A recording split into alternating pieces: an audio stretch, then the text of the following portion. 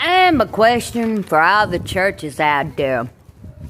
Instead of getting a homeless person a hotel room for a night, why not save that money up for a rent and a deposit? Or maybe you could buy a property and you could house a group of homeless people. Now, what group would you pick? Because you could change homeless people's lives, Instead of giving them a hotel for a night, you could pick a group of drug addicts. You could pick a group of people like me that's trying to get their disability checked, that's old and that's ready to settle down.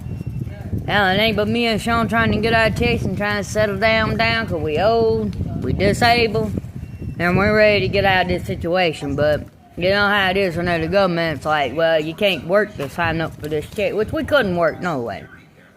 Hell, he got too old to do roofing. I'm fucked. I'm just fucked. But anyway, so if you pick people trying to get their check, you got to realize they ain't got no money. That'd be like, you just need flat out homeless shelter for that, a small one.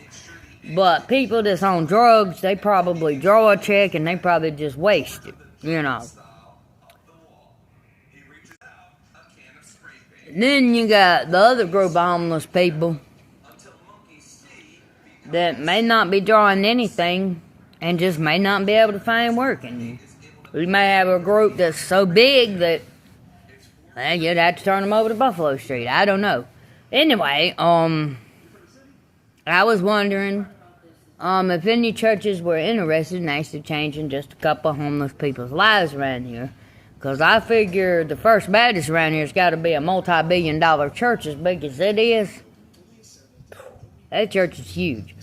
Anyway, if there's any churches that's interested in actually changing homeless people's lives, then this may be a start. But how would you minister to those people?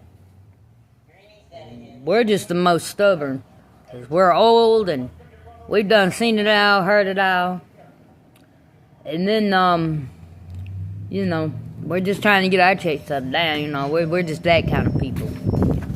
Just me and Sean, see. So those that's trying to get their little old check a month and trying to settle down, they're not going to be in a big group of people. No. They're going to be more to themselves. But drug addicts and big groups of people, yeah, those would be a little bit harder to deal with, wouldn't they? But is churches even actually interested in trying to get a tax deduction on helping in such ways, though? I do wonder.